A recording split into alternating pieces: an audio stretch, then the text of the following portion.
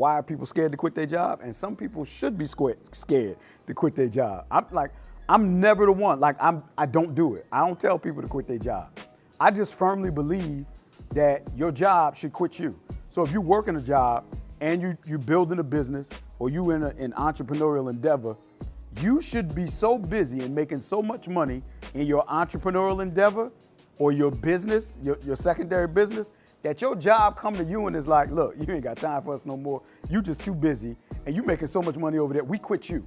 So and I just think you got to get to that point. When I stopped cutting hair, when I retired, what I did was, I came out of retirement the second time. What I did was, I built my business over here. I was still cutting here. I built my business over here.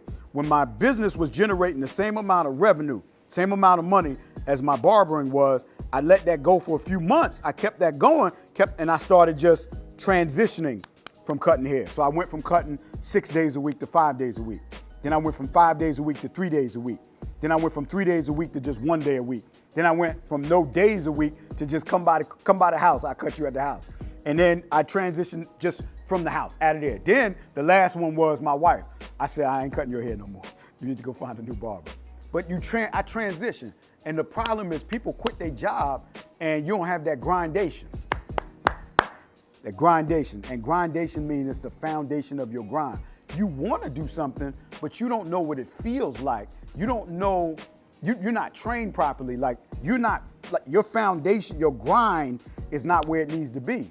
And so you have to develop that before you just walk away. So let your job quit you.